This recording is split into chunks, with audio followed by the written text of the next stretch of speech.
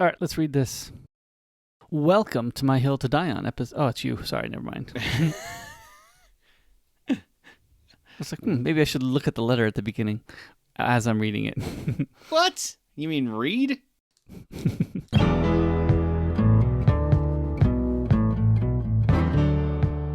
Welcome to My Hill to Die On, episode 57. Everyone has things they are passionate about. Things we want our friends to try and experience. So we've convinced each other to try different things. And we talk about these experiences to see if we can just get one more person to join us on our hill to die on. So I watched Free Guy. Oh, yeah. What'd you think? I liked it. I'm very happy with the way that they ended it. Oh, yeah, they didn't get together, right? The I'm a love letter was a good conclusion. Mm-hmm. Because it would have been too weird for them to get together. But him being an embodiment of this other guy and all of his unspoken feelings, that makes sense, too. Right, because she gets together with him in the end, right? The other guy, the other programmer. Right. Yeah, the programmer who was her partner throughout the entire thing. No, I thought it was really good. I had to laugh at the battle with Dude. Yeah. Mm-hmm. All of the little things that he's pulling out. I'm going, how did he get the rights to all of these parodies? Mm-hmm. I probably didn't pick up on all that, but... Well, let's see. He had the gravity gun from Half-Life. He had the portal gun from Portal. One point he pulled out the Mega Blaster, which is Mega Man. Do you think those are probably not copyrighted or trademarked? Except for the fact that the term that they actually use is the actual terminology from the game. Yeah, but did they trademark those terms? I would assume so. Yeah, big game companies. Even if it's not trademarked, especially for like the portal gun, it is very identifiable. It is always an orange and a blue portal that are interconnected to each other. Oh, yeah. Also, I want to know how they got permission from Disney to use lightsabers. Yeah, I know. Mm-hmm. So here's a question, because it's been a while, and I've probably forgotten. When Ryan Reynolds' character grabs the glasses, does he basically take control of somebody's gaming system? I don't think so.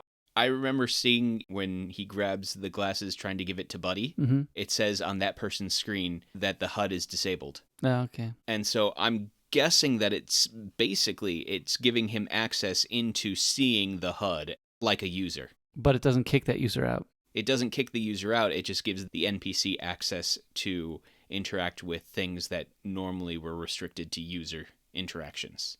Okay. So that's at least how I saw it. Put it together in your mind. Mm-hmm. I think, this is turning into a little Not My Hill, huh?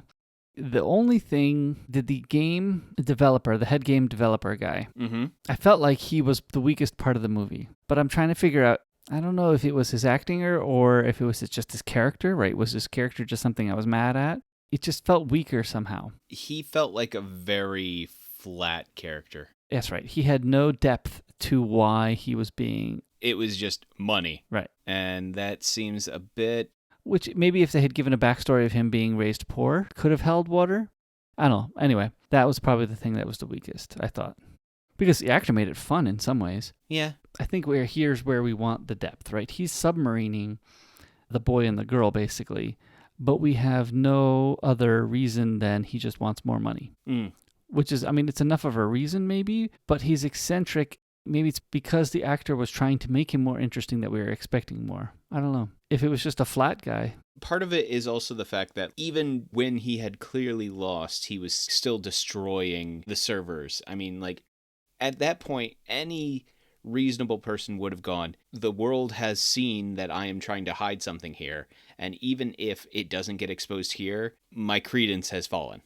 Yeah, I think you're right. The character of Antoine was the weakest part. That being said, it was still a good movie. I still enjoyed it. Oh, yeah. And it's funny because I guess because we're spending more time with the guy programmer's boss or friend or something in between Antoine, right? We're spending more time with that guy, where it almost would have been nice if that character development had been given to Antoine. I don't know, because you had that time in that development, it then gave him a reason to do the last minute about face. Yeah, that's true. I forgot about that part because, it's been a little while since I've seen it. But, yeah, it was a fun movie. And I figured you were going to get more of it than I did. Fun movie. I think people should watch it because I think it was fun. Didn't I pick it as my favorite? I think you did. I don't remember. Yeah, it was my favorite movie last year. So Ryan, do you have a good break? What was break again? Spring break. Oh, yes, that break. It's been a little while. Yeah, it's been a little while, right? I did a lot of working on side projects. I went on a lovely walk. I went to a park during peak sakura blooming time. Oh, right. Mm-hmm. Just kind of took it easy. Didn't go too many places. Didn't go and see things. Just relaxed.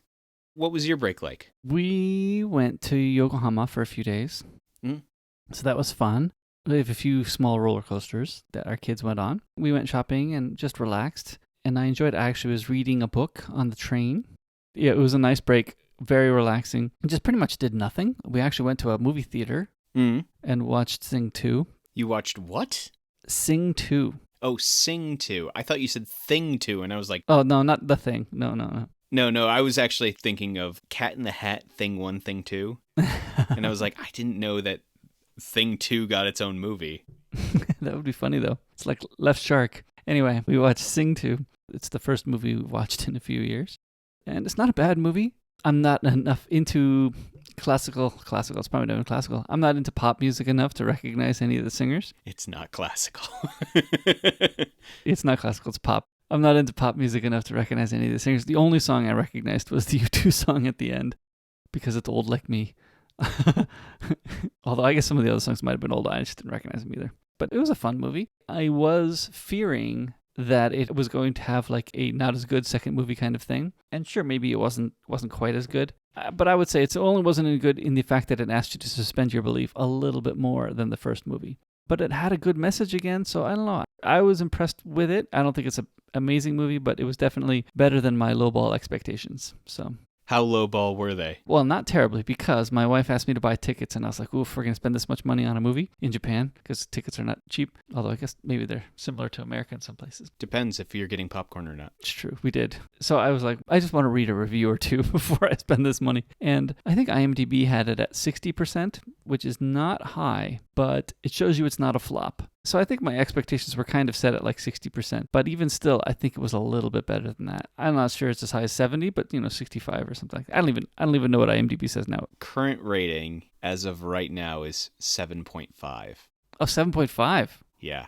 To give you an idea, IMDb's Free Guy was a 7.2. I don't think it's that high. I don't think it's 7.5. I don't think it beats Free Guy. Not in my book. But it's better than the 60% that I thought it was going to be. So that's good.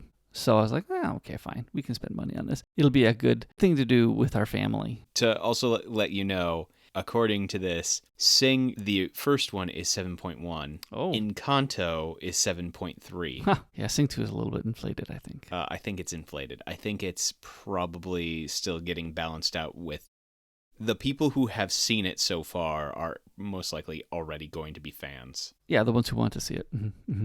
And who will like it anyway. It was good. I'm not saying it was bad. It's just... It's not that high. And I would say it's only slightly behind the first one. It's not like a sequel that was a flop. No, it's not that. But I would say it's slightly behind the first one.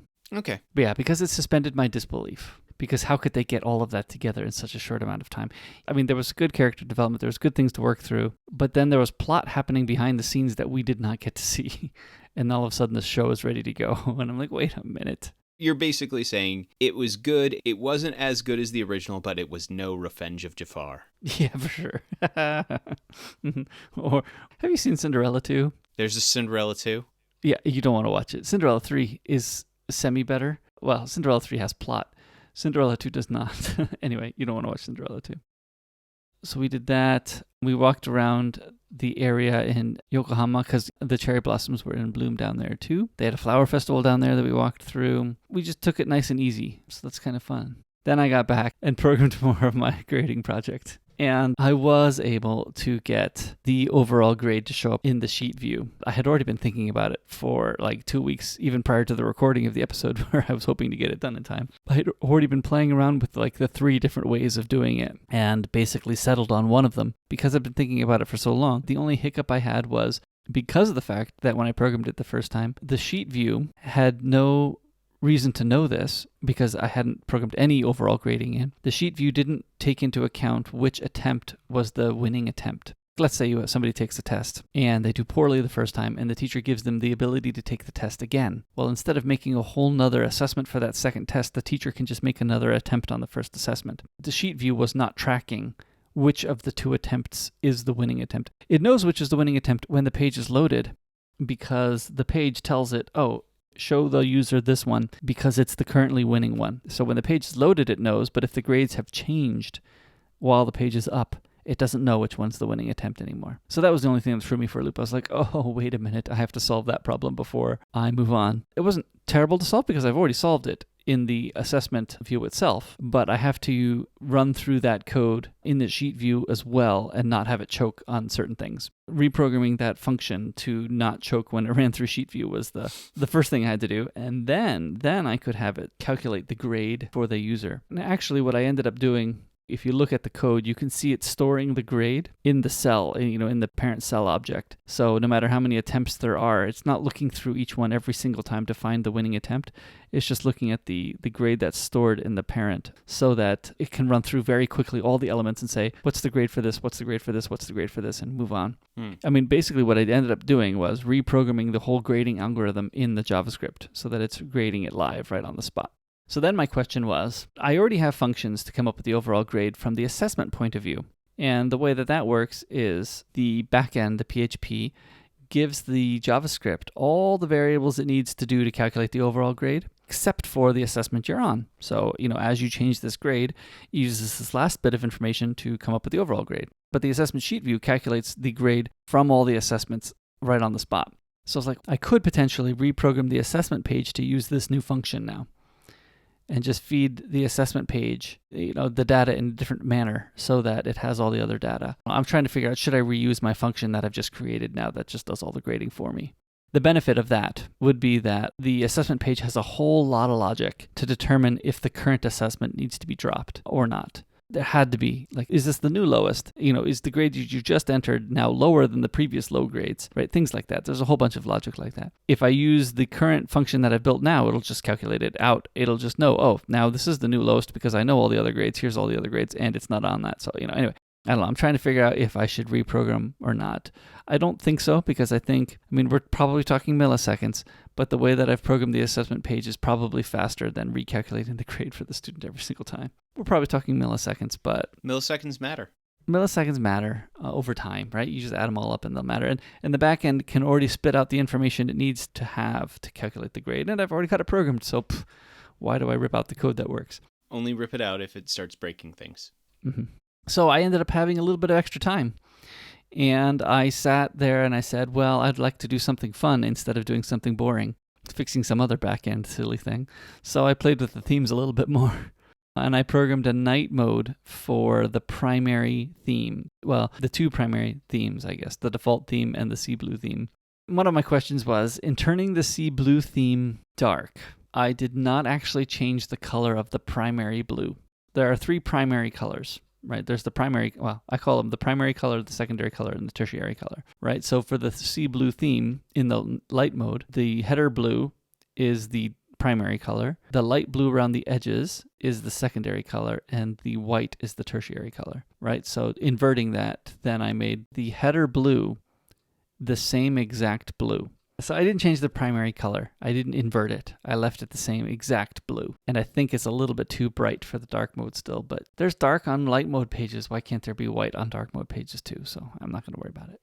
Yeah, not bad. Yeah, I only found a few bugs with it. Yeah, it needed some tweaks. Well, the funny thing is, black text by default in certain fields is the norm. And you don't notice that when you have, when text is supposed to be black. It's like, oh, it's black. Oh, it's not black because I told it to be black. It's black because it's the default color. So when I change the background to black, and then the text in those fields is still black, yeah, you can't read it anymore.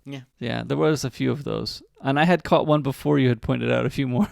So I was like, I know this is going to be a problem, but I didn't see it everywhere. And then another teacher pointed out another area to me that I had missed. It's what your beta testers are there for. I know, yeah. And once he said it to me, I was like, oh, that's that problem. I know exactly what that is. Because I had caught other places, but not the one he pointed out. So I then did a search to make sure I caught all of them. And the search says I did. I'm not totally convinced I searched for the right things everywhere. I did a few variations on the search, but still. Still, I probably missed one somewhere. Well, when I find it, I'll let you know. Exactly. On a completely different note, I ended up beating the Elden Ring game that I was talking about a while back, and I very much enjoyed it. It was a lot of fun. I did enjoy having a character who could basically call down a orbital space laser in a medieval fantasy world.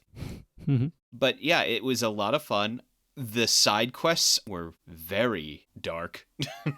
Like, in that game, there are very few people who end with a happy story. There was one character who ends up having a somewhat happy ending if you choose a certain route. Okay, I take that back. There are two. And so, major spoilers for Elden Ring. So, if you haven't played it, skip till the next section. First one is there is a demi-human named Bach. He has a happy ending, depending on your choice.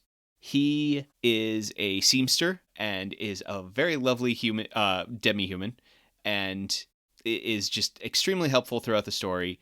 All the other demi-humans in the game are awful and attack you on sight, but is just very down on himself, very, belittles himself constantly. At one point, you unlock this ability to have yourself be reborn so you can redistribute your stats. Well, Bach finds out that that is possible and wants to be reborn into a more beautiful form because he hates everything about himself, basically. If you choose to have him be reborn, he will die. He will be reborn into a human form, and then he will starve to death and die. Or he will just stare there blankly. He will lose his mind and his soul. But if instead you use a very specific item which says the words, "You're beautiful" to him, he will gain confidence to stay as he is and continue to live out his life the way he is with confidence in him being who he is. That is one of the ways you can actually have a happy ending. You basically tell him he's beautiful, and he will take that to heart. Despite what the rest of the world is saying to you, Bach, you're beautiful. It's a lovely, lovely thing. One of the few happy endings in this game.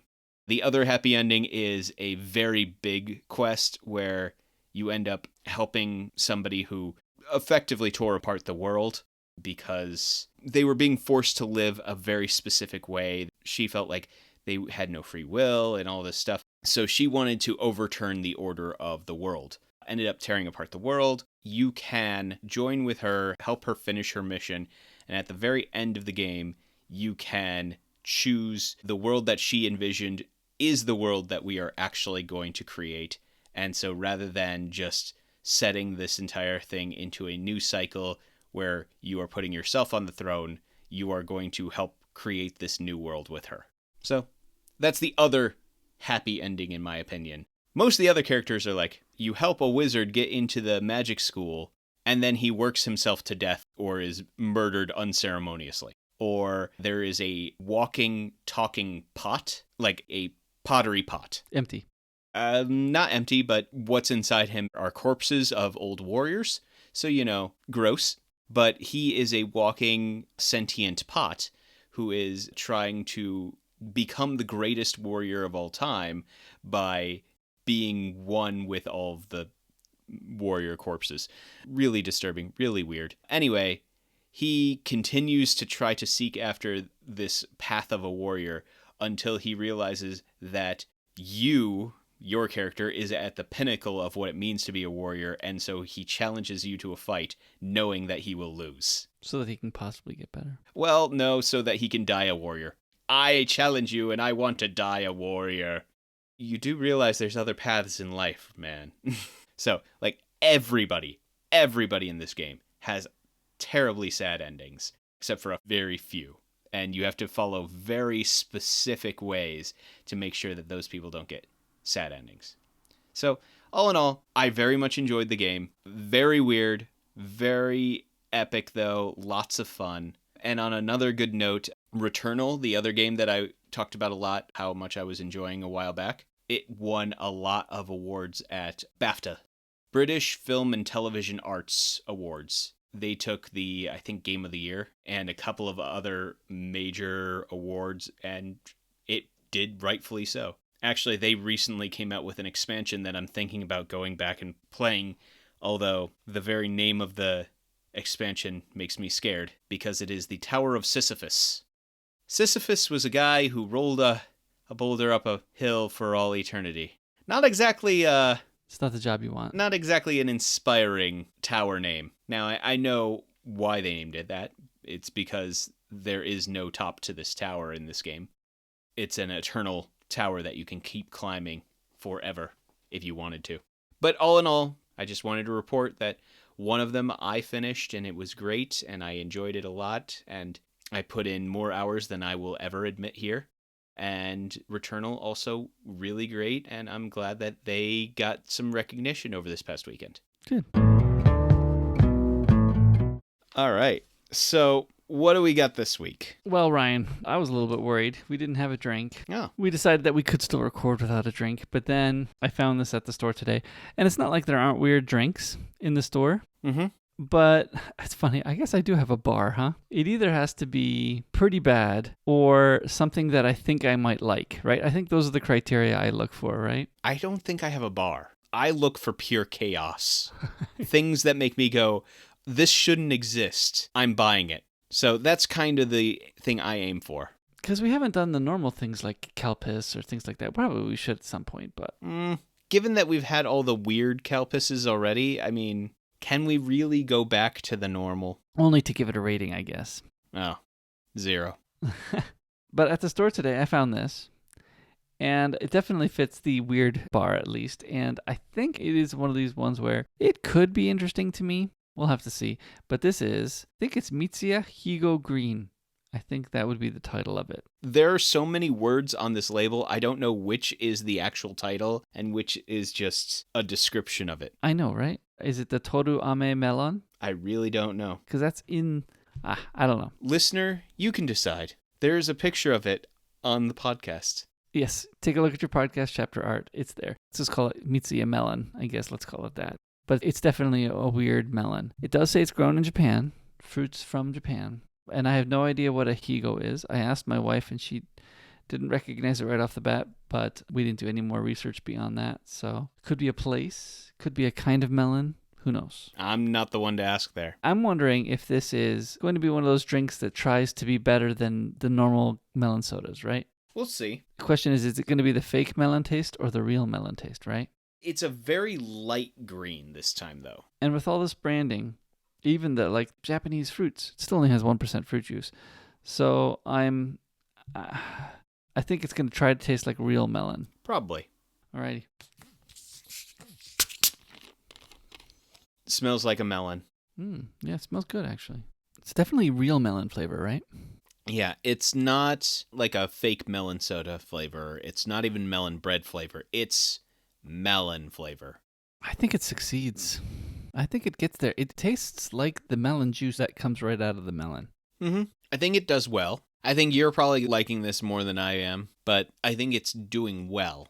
I'm not wowed by it, but I think that's partially because I like melon flavor, but this melon aftertaste is just a bit too strong for what I would want in a drink if I were to just go, yes, I would love a drink today. Yeah, I see that. I'm not sure. Yeah, I would use this as my, hey, I'm thirsty. Should I drink something? But yeah, I think it does well. I just think that you're probably going to like this more than I will. I mean, I do like eating raw melon. It's very close to that, like very close. Yeah, it is. Yeah, I like it. It tastes just like you're eating green melon. So what are you thinking? An actual number.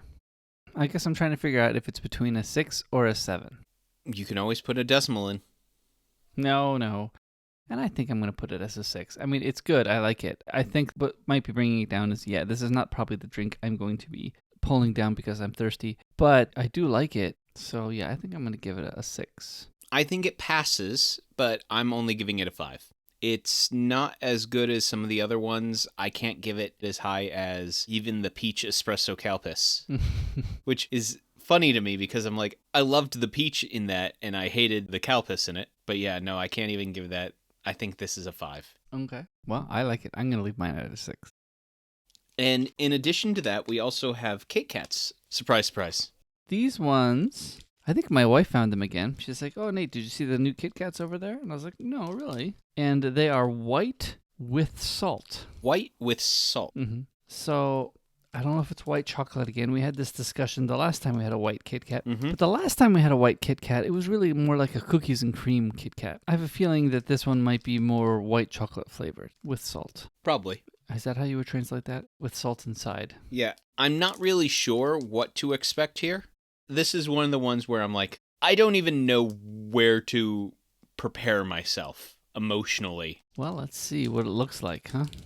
I see a white Kit Kat. I know. I think it's going to be white chocolate. All right. Oh, it's white chocolate. Salt inside. You can definitely taste the salt inside, right? Oh, yeah. Although the aftertaste is more sweet. Man, when the salt really hits, it hits hard. Like, it's strong all of a sudden, right? I think it's good. I like the salt, though. I don't think I like it. It's deadening the sweetness, but then the sweetness comes in full force later after the salt flavor goes away. Have you not had like a sea salt caramel or? I have. I'm not a big fan. Ah. I mean, I'm not going to give it like a 2 or a 3, but I think I'm going to give it a 4. Not my favorite.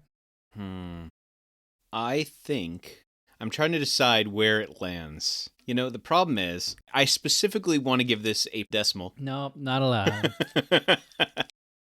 I'm looking at our past ones. The other white, pistachio, and melon I gave 6s to. Apple cinnamon I gave a 7 to. I think it's better than pistachio. It's better than white. It's better than melon for me. But it's not quite as good as apple cinnamon. That's fine. You can still leave it at 6. Yeah, I think I'm going to have to give it a 6, but it's a very high 6. Or give it a low 7. The question is it on the same level as pistachio, white, and melon, or is it on the same level as apple cinnamon and maple? I'll give it a low 7. It's closer to apple cinnamon and maple than it is to white melon and pistachio. The kick of the salt is what makes it not passing for me. Like, all of a sudden, there's a kick of salt, like, boom. One of the sweets that I always love is like a sea salt caramel turtle, I guess is the best way to describe it. Do you know what I mean by that? No. You have caramel, you have some nuts, and it's all coated in chocolate with some sea salt on top of it. So you have like the very sweet mixed with salty, and the flavors just, I love that. Interesting. So yeah, I'm a big fan of the mingling of sweet and salty flavors, though. Sometimes I am, but this one I don't think worked for me. So this book today that you had me read had a character who referred back to her college classes frequently. Well, they were a college student. What are you going to do but think back to all the classes and the lessons you've learned from them? Especially as she was in the throes of the topic of which she learned about. So we figured we must have had some memorable classes when we were in college. I had several, I would think. So I figured, let's pick 2 of our favorite college classes. Do you want to go first, or do you want me to go first? No, go ahead. I had a few favorite programming classes, and I was trying to pick a favorite programming one. And I really did enjoy my database class. I mean, databases, I think, is kind of my favorite kind of programming, right? That's what draws me to all the programming that I'm doing, is organizing data in databases. So that's kind of my favorite. And database class was pretty high up there. But I think, though, my favorite course was networking. And I think it is a mixture of, I mean, the teacher I had in database programming wasn't that boring, but the teacher that I had in networking was quite fun. He was an associate professor at the time, so he wasn't even a full professor. I think he still had a full-time job somewhere, and then he'd come in and teach us. So I felt like, this guy actually does networking. I think now he's the head of the Department of Computer Science at my university, which is interesting. So things changed for him after I left. I was holding him back, I'm sure. I thought did an excellent job. In fact, so much so that I do use some of what we learned there in the programming course that I taught here at our school. Well, I use some of the concepts I learned, especially the OSI model, in the Intro to Computer Programming course, because there's a lot of fun stuff in networking. And I don't think I realized it until I started taking that course in college. So that was kind of eye-opening for me. And I know now enough that I know very little, really. I mean, I know nothing about the radio frequencies that Wi-Fi uses. Like, that's still way out there that I don't quite understand. But I definitely know enough to get me in trouble. And I knew enough on Friday to stop setting up the router when I knew I didn't know the settings from here on out. I know enough to get me in trouble, that's for sure. But anyway, I enjoyed networking a lot. And I enjoyed the professor a lot because he was very into it and really knew what he was talking about. So I liked that. All right, I'm going to tell you all about my ancient and medieval philosophy class. So I have a bachelor's degree in theology, philosophy, ancient Greek, and all that jazz. And then my master's degree, it is a Master of Arts in Teaching. So my bachelor's degree had a lot of philosophy courses, a lot of theology courses, and courses like that. But one of my favorites was a course called Ancient and Medieval Philosophy. And I loved this course because this was with a teacher, one of my favorite teachers of all time. I sat in that class and I acknowledged one simple fact after the first class. I could listen to his side tangents and get more intelligent just from that.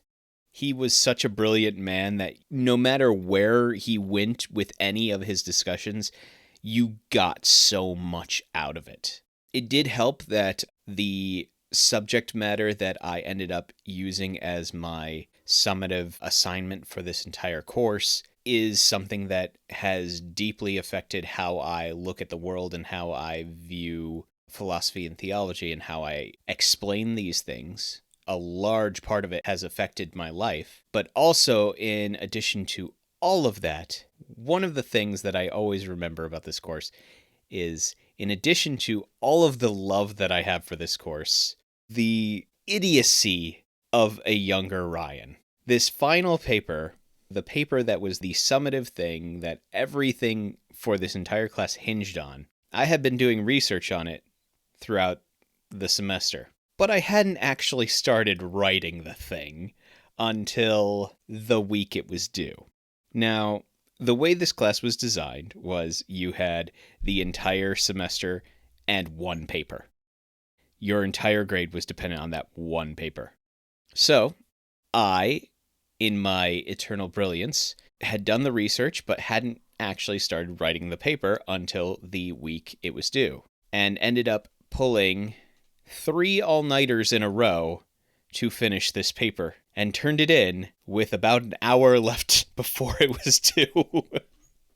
Let's just say that my roommate hated me for the next 2 weeks. Now, I'm going to have to take his word on this, but I was apparently a horrible person to be around for that entire week, but especially for those 3 days. I can't imagine why. I think my favorite class in college was photography, actually. So I took 2 semesters of photography, and I think photography 2 was my favorite. The first semester of photography was taught by one of the art teachers in my college, and then the second semester of photography, again, somebody from the community who was a professional photographer to teach the course. And one of the interesting things was, at the end of photography 1, my professor came up to me and said, "Nate, are you taking photography 2?" And I'm like, I said, "I think so." He goes, "Yes, you should take it. Those guys are very technical photographers." Hinting that I'm a very technical photographer. Yeah, I struggled with all the art projects, right? Like, take an abstract picture. And I'm like, I took a picture of circles that aren't concentric. Is that abstract? Like, goodness. He was right. Those are technical photographers and taught me how to use the camera and things he was saying is that, I think he said this to everyone, not just to me, but he was saying that photography too, those professors will teach you how to use the camera better in such a way that you are getting the photo you want out of the camera without having to do any touch-ups in the darkroom. This is photography too, back when digital cameras were very poor in quality. In fact, I've been looking for my very first original digital pictures that I took with my university's digital camera, because that's when we had it, that were so horribly colored because it just never got the white balance right, but I can't find those photos anymore. Digital photos were hilarious. I mean, they were 640 by 480, and like I said, you'd be lucky if you got the right white balance out of the camera when you took the photo. But no, when I took photography too, we did all darkroom processing, and it was a lot of fun. A lot of work, but a lot of fun. I would spend hours in the darkroom. I did time it once. If you worked fast, got the stuff out, poured it, got it all ready together, and put it all away, and got everything all cleaned up, you could be out of the room in an hour if you had one print. If you're doing anything more than one, and that's assuming you got that print right the first time. If you did anything wrong, it would take longer. And so generally speaking, I'd have to block an hour and a half, likely 2 hours to get my homework done, just consecutive. You're just hanging out in there the whole time before podcasts. Ugh, it was tough. I enjoyed it. I mean, I loved the process. When I came to this school here, they had a dark room actually when I first arrived. Now it's a storage room, but back then it was a dark room. I actually did buy some chemicals and use it, but then I realized that I could spend, again, an hour and get one print, or I could scan all my negatives and do the whole thing in like 2 hours, process all of those negatives in like 2 hours, get files on my computer, and then send them off to be printed.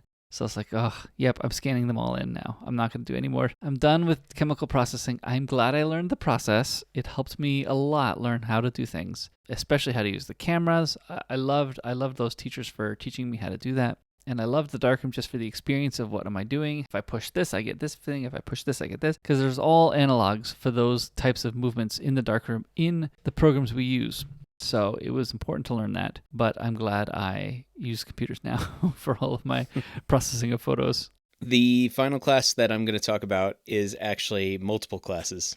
And it was hard to pick one, right? I mean, that's why I kind of threw database and networking together. It's hard to get with just one. Well, this is because of the nature of these courses. It was my Greek courses. Oh, okay, I see. They kind of ran like, when you finished Greek 1, you went to Greek 2. When you finished Greek 2, you went to Greek 3, so on and so forth. Then I should have picked all my calculuses, culminating on differential equations. That was the best one. For me, I mean, I could have picked other courses where I showed exactly how bad a student I was, but I wanted to pick Greek because of all of the good memories studying Greek. Now, once again, I studied theology and philosophy. When I say Greek here, I learned Koine Greek. All it's utilized for is reading old text, specifically a lot of times the New Testament. Sometimes you can get some old philosophers in it, but mostly these days, just New Testament. Just so you can understand the original language in which it was written, the meaning behind the words, how it's utilized, and then compare it to other philosophers, other people who wrote at the same time, so you can get an idea of, oh, well, if you're using this word, then usually it's used with this kind of rhetoric in mind. I digress. It's extremely interesting, a lot of fun, but for me, there are two things that I will always remember from this class. Number one, the study groups that evolved from that group. Because it just runs one after another, I took that course with a couple of people, and we were always studying Greek together. And those are some of the greatest friends that you could ever ask for, because those are the friends who are with you in the trenches of trying to understand the difference between first-person genitive or pluperfect and how it's all defined in the endings of all your words. It is wonderful and so great to have those kind of people surrounding you at that time. So the camaraderie that evolved from that class, I will always love for so many reasons. The second thing that I will always remember is by the time I was done, I had made this cheat sheet that broke down every possible condition for most verb conjugations that could potentially come up in any Greek sentence. And I was able to cram it all onto one single letter size page that had everything that you could ever want to know. If you knew what you were looking for, you could figure it out based on this one letter sized page. So much so that apparently I found this out after I had left that school, because I went to study abroad for a semester, and apparently one of the TAs had gotten a hold of my cheat sheet, and the following year they had handed out a copy of it to all of the upcoming students the next year. They liked it. So much that they kept passing it on to the future students. I should have copyrighted that thing. Now, a lot of it was taking bits and pieces from other books. Already plagiarizing? I think I was already plagiarizing to the point where, like, I had written it in a way that I would understand it, and I felt broke it down easier. Now, if you wanted me to reproduce that these days, I can tell you beyond a shadow of a doubt, I don't think I could. It's been so long. I mean, I might be able to after a long time, but it's been so long since I've worked with that much conjugation that I don't think that I'd be able to fully get that cheat sheet back into running order. Well, it took you a few days to make it in the first place, didn't it? Oh, it took me... Version 1.0 was a few days. The finalized form, the glorious form in which it ended up taking, was the perfection of 2 years of Greek. But you still can't go to Greece and talk. I studied ancient Greek. So this is Greek that would be written in books. This is not Greek that is spoken. I studied languages in college for old books and reading, not to go places. Why would you want to go places? See things. Ryan, you had me read a book. Yes. After having worked your way all the way through Mistborn, I thought, now, let's read more Mistborn. That's what you said. After working my way all the way through Kung Fu Hustle. Sorry. Hey. It was time for another book. Like I've said, I want you to read more books, but part of my insidious plot with having you read Sanderson was originally when I was thinking about what Sanderson book you would like the best, like what series you would like the best, I was actually leaning towards the Wax and Wayne series. But to understand this series, you needed to read the first Mistborn series. Now, I might be wrong and you might not like it, but that was kind of where my initial feelings when we were starting the whole podcast were. So that's actually why I originally had you read the original Mistborn, so we could get here. So I had you read The Alloy of Law. Now it's time for my obligatory, if you haven't read this book, turn the podcast off, read the book, and come back later. This one's not even that long, because this one was only 8 hours? Yes. If you are listening to the audiobook, it's about 8 hours. If you are reading the book, I want to say it's like 90,000 words, give or take. Mm-hmm. Yeah, very different than the other Mistborn series books. Yes, I will say that these three are all about half the size of the other Mistborn books. I think the third one in the series gets to about the size of the first Mistborn book, which is the shortest of the three. Mm-hmm. That being said, there are 4 of these books. The 4th one hasn't been released yet. Yeah, I saw that coming out in December, right? Ish. To give a bit of a summary, though, for those of you who have read the book and just it's been a long, long time, let me kind of give you the TLDR. Actually, I don't want the TLDR, because that would mean that you didn't read. Didn't read it, yeah. Mm-hmm. So in the world of Mistborn, the world has changed significantly. It has become something similar to what we would consider the Wild West. In this world, the actions of Vin, Elend, Kelsier, and Spook have all become legend. And one man, Wax, is trying to bring peace, order, and law to the lawless areas. The story opens as he's trying to bring a killer to justice, but his partner is taken hostage, and in trying to free her, he ends up shooting her. This leads to him giving up his life as a lawkeeper, and returning to the capital to take up his responsibility as the head of his noble house. He does this to a middling effect. He ends up raising money for his house, helping it get back on its feet, even gets into talks for marriage to another noble house. But his heart's not in it. And about there, his former deputy, Wayne, walks back into his life. Wayne tries to get him involved in a case of disappearing goods, and Wax tries to stay out of it, but his mind keeps turning the whole issue over and over again, and it leads him to a conclusion that the robberies were a smokescreen for kidnapping and other things. Eventually, Wax and his future betrothed are invited to a wedding party, and as they dine together at that party, the group known as the Vanishers, the robbers who are causing all this stuff to disappear, show up. Wax tries not to get involved. He does not act until a man is killed right in front of him, and he starts fighting back against these Vanishers. Wax, Wayne, and his betrothed's reported cousin, but actually her illegitimate sister, Marcy, fight back and win, driving the robbers away. And in the fight, aside from the first man who was shot, no innocents die. But Wax's betrothed is kidnapped, and Wayne loses his lucky hat. Important things to note. the lucky hat. Mm-hmm, mm-hmm. Afterwards, they investigate, have several attempts on their life, and eventually, with the help of Renette, the gunsmith, they infiltrate the base of the Vanishers, and the three fight against the Vanishers and kill all the bandits save for the boss, a man known as 100 Lives Miles, a former lawman who used to work with Wax and Wayne, and only with Maricy's power are they able to delay him until the town guard are able to arrive and apprehend him. Wax discovers in all of this that the Vanishers were backed by a mysterious man, a man who the Vanishers knew as Mr. Suit, but was actually Wax's own uncle, the uncle who had faked his death and led him to taking over the house that he has been running. The book ends as Marsh, Kelsier's brother, also known as Iron Eyes, who is currently revered as the Avatar of Death, hands a book to Maricy to give to Wax. I think that about sums it up. Mm-hmm.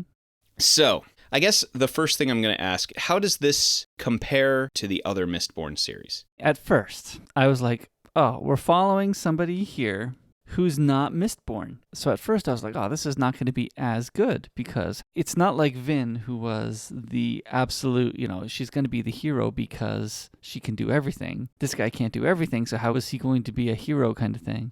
But no, he still finds his own ways. I mean, he's a hero in his own way. Mm-hmm. So I think at the beginning I was getting disappointed because I was like, oh, this guy's not going to be as important. And yeah, he's not. And in some ways, too, I like that the stakes are lower. It's not the world is ending. Yes. We need the savior of the world. Right. No, we need a lawkeeper who can bungle this one robbery, these bandits, in such a way that they can get captured. That's what we need. The stakes are still high, but they're a lot lower than the world ending. They are high stakes for a lot of individuals, for a city even, but not on a global deity ending scale. Right. And one of the interesting things is they've won the battle, but not the war still, which I guess is why there's more books. You feel like things have come to a close, but really they haven't. There's still things going on. So my first reaction was of disappointment, but then the plot kind of took over. So that disappointment was like the first couple of chapters kind of feel? Yeah. Mm-hmm. Okay. Well, and especially because I think Wax by himself is not as interesting as Wax with Wayne, right? I'm going to be honest. Yes, you're absolutely right there. Because for me, between these two characters, Wayne is always my favorite. Right. But even still, Wayne, I think, while funny, won't be as funny without Wax. Exactly. And that's the thing, is the two of them work so well together. It almost feels as if you have a Sherlock Holmes book if Watson was a con man. Yep. Yeah, something almost exactly opposite, but competent still. Yeah. Yeah, because the first two chapters are dealing with Wax questioning himself, so it's like, yeah. It's setting the stage, but it wasn't exciting. Exactly. It was enough setting, and then boom, then all of a sudden we're thrown into things. So yeah, maybe a little bit of a slow start, but it picks up pretty quick. And again, I think even the characters know how that stuff could be. Mm-hmm. Because Wayne actually says at some point, oh, you'd be pampered, you'd be cared for, you'd have money and wealth and all these things. I couldn't leave you to that kind of life. What, pampered? No. Boring. Yeah, exactly, yeah. All right, for the funny thing, though, too, I love that the Lord Mistborn is Spook. That was hilarious. Yes. Especially when they open up the documents that are of old and they're in Spook's street slang. And the street slang is the revered language. Yes. Do you know the high language that's only used for ceremonies these days? I'm a little rusty. And then they start speaking it and it's like the wuzzing was... It's like, okay, Spook's street slang has now turned into the most formal language. How did that happen? Very simple. When you are the ruler of the world, and with his like side notes to himself and things that he did on a more casual level, he probably wrote that in his old street slang. Mm-hmm. And then ages pass, and the things that get passed down are, those are the things that are revered. So let's talk about other, besides Harmony, but Harmony's in here a little bit, but... We can talk about Harmony. Well, I don't have too much to say about it. Harmony. Yeah, he was Harmony. But he's putting things in place, but he's not terribly active. And I did like his speech in the middle where he's like, I'm Harmony, so I can't be terribly sided. Mm-hmm. I'm looking for preservation and ruin. He's on both sides, so... He can't show too much preference to one side or the other, even if he technically does. So, I don't have too much to say. And I love that the reader of the audiobook spoke in Seizet's voice. I mean, that was nice. Yeah. I also really like the fact that it's a very interesting belief system. I did like that had evolved from this belief system that follows Harmony is basically just Harmony saying, I took all the bits and pieces of all these different religions that I studied that I liked, and those are the things you should follow. And don't bother worshiping me. Just, do good. Well, and I did like that they're putting the earring in, which means it's a spike, so that Harmony can communicate with them. Mm-hmm. Okay, wait a minute. I'm reading this on Coppermind now. He received it from... We did not hear who he had received it from yet. Don't read Coppermind. I'm reading the Alloy of Law page. How are they putting... Anyway, never mind. Wait until after you've finished book 3 to read Coppermind. All right. I did have questions about Iron Eyes. I mean, I realized while reading it that it was going to be a Inquisitor, but I didn't realize it was Marsh until the end, of course. I didn't even suspect it was going to be Marsh because I didn't think that Marsh would be the only of the survivors to last all 300 years. I'm guessing it's because of all the metals he's got in his body that he can extend his life just like the final Emperor did. I don't remember how or why, but I mean, he is working pretty closely with Harmony, so. Well, I mean, he's definitely controlled hermeneutically, I'm guessing. I mean, he's got lots of spikes. So, I mean, he worked for Ruin. I would not say controlled, simply because it doesn't sound like their relationship is one of control. There's more free will in this relationship than there was with Ruin. Oh, definitely. I mean, he talked to Marcy about the fact that he disagreed with some of Harmony's methods. Mm-mm. If it was control, he would not be able to say that. Mm-hmm. Because it's been so long, I don't remember what my first reading of that was like. But I mean, part of it is the fact that Iron Eyes was always his nickname. Yes. Marsh's nickname was Iron Eyes, even before he was an Inquisitor. Oh, yeah. Mm-hmm. And so that's why, for me, whenever I heard, you'll get sent to Old Iron Eyes, I was just like, oh, that's Marsh.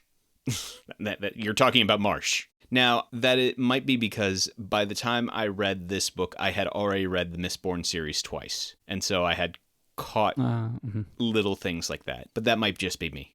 All right, so I made a guess in the middle, Mm-hmm. and I should have told you because it's hilarious now. But I made a guess in the middle that I was sure that Steris would die in captivity Mm-hmm. and that he would marry Marcy to complete the house merger. That was my guess. I mean, I think I'm more pleased with how it's ended, but that was my guess originally, that this is what's going to happen at the end of this book. But yeah, I think I'm more happy with the ending as it stands. Yeah, I think that ending it with that, it would have left a lot to be desired, and it also wouldn't set up a couple of relationship dynamics that will be important going forward. Yeah, I have hints of that already. But partly because she's played as being annoying, right? Or controlling, but controlling of the circumstance, not controlling of Wax. In fact, she's got so many clauses that free Wax in her thing, in her contract. But what you're trying to say, I think, is the fact that she is played to be a bit more trying to control her circumstances. Right. And that can come off as exacting. Right. This is what changed my mind even while reading the book, was that when she was surprised by the fact that she was being rescued or potentially swooning, then I was like, oh, okay. Yes, she likes to have things the way she likes them, but she's not rock hard about no, I can't be rescued by you. That would be improper. She'll change when things are pushed. So my opinion never changed. I mean, because first part of the book, I'm thinking she's just too annoying, this girl. But then at the end, she's willing to change. Let me stop you there and just say that even though you're getting hints of, I guess, understanding, more will be revealed.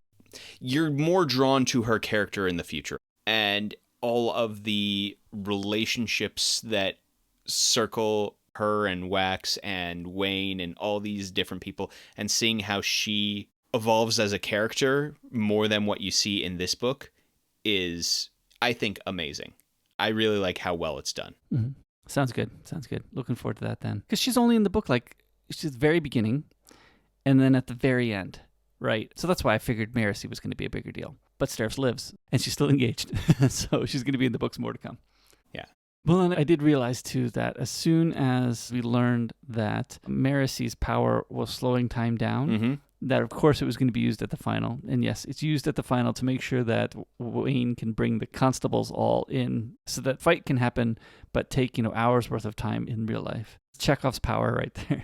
Yeah, she has this power, and considers it to be completely useless, oh yeah, it's going to be important. Let's just hang a hat on that and tell you it's going to be important and used later. And that was pretty much the only good way it could have been used. So it worked. It worked. I mean, that's kind of the thing is when I heard, oh, I can slow down a room, the first time I heard that, I just went, oh yeah. So that means you can get everything ready. Somebody else can get everything ready. You can basically make it so that one specific person or some small group of people, they don't realize that the world is leaving them behind. Before I had given up on the fact that Steris was going to die and that Marasi was going to marry Wax, I was like, okay, how are they going to be able to use these two powers to get it so that the age difference is less? That was one of the things I was thinking. I was like, maybe they're going to figure out a way to use these powers so that Marasi is similar in age to Wax. No. No, you wouldn't be able to do it with her power. Or slow Wax down so that Marasi catches up or something. I don't know. But still. Anyway, not worth it. Not the answer anyway. Not the answer. Well, I'm glad I've read the other series to get me all the knowledge about all the metals already. I mean, yeah, he goes over it basically again here too.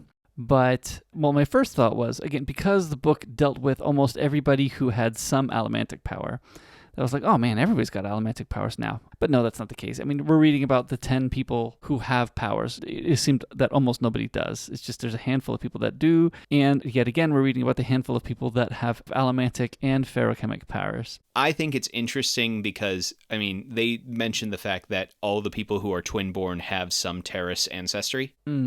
So it's really cool to see like how this world has evolved with these powers. So pretty much humans, which includes Terrace and Ska, and the Kolas and the Kandra. Kandra were the only... Well, they weren't represented in this book. I guess I can't say that they're gone, but they weren't represented in this book. Yeah. I mean, that's a safe assessment. Okay. Not giving anything away. That's my purpose. So it's too bad. I liked the Kandra. I think that's the biggest thing that drives me nuts about the last book, The Hero of Ages, is that Kandra that went all the way across the thing still never got to see Vin. It's like, oh, come on. Just let him get to see Vin. Anyway. I needed more words in that book, Ryan. Again, I know. So, and this book too. Oh yeah, could have done with no, just kidding. This book was nice and short and got you to the point. So anyway, I think that because it was so condensed, I think I like how much it keeps the momentum going. I think what was most exciting about this book was the plot really moved you along. You didn't really want to put it down because you wanted to know what was happening next. I mean, I did not realize until they were saying it at the end that this is really spanning, a 36-hour time period. I did think that it was more like a week of time, but really no. From the party to the end was a day or 2 days or something like that. Like it's a short amount of time. The plot just kept moving along, and there was always something more happening, something more happening, something more happening. It is one of those things that just keeps you going. And one of the reasons why I really like this series is the fact that because they're so compact, it is just one thing after another. Just boom, boom, boom, boom, boom.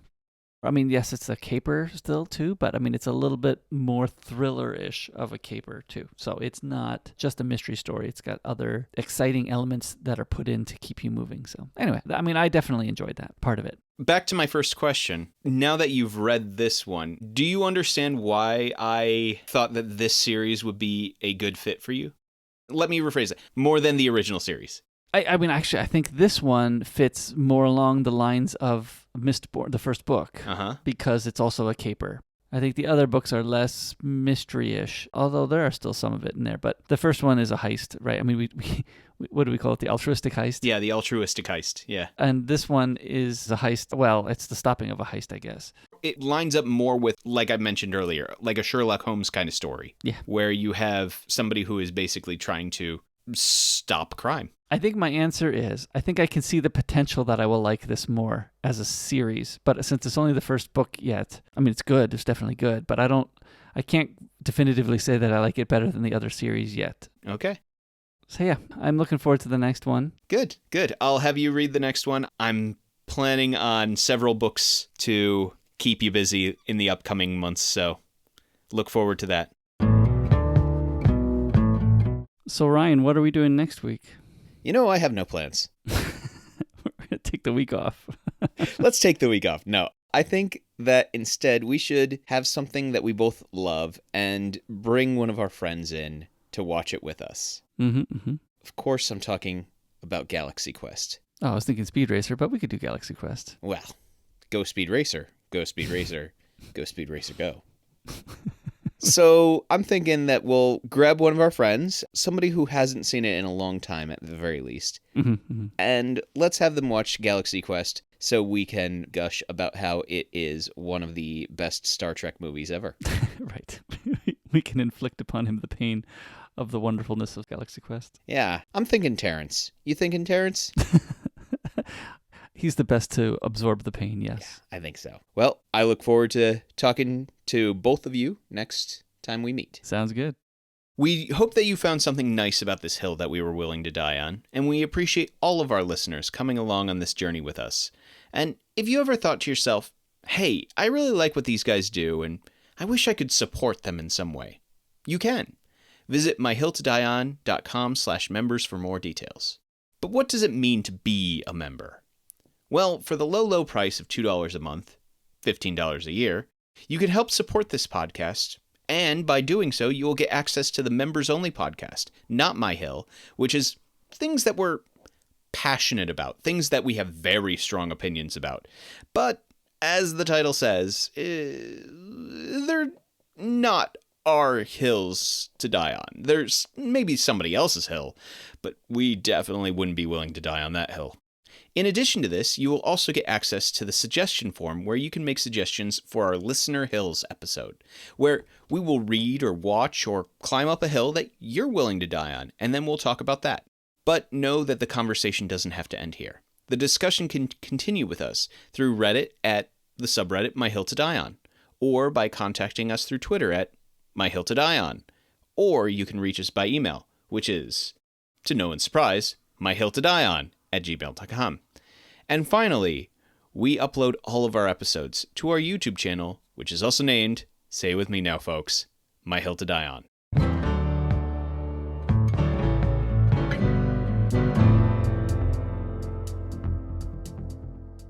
Well, so inverting that, what I did was I kept the header blue the same exact blue. So it's 67% white or light, right? 67% light. It's more towards white than dark. Wait a minute, I'm sorry. It's more toward dark than light. So it would be 33 or something like that percent dark, white. So anyway, it's more toward the dark side or more toward the light side. Power of the dark side.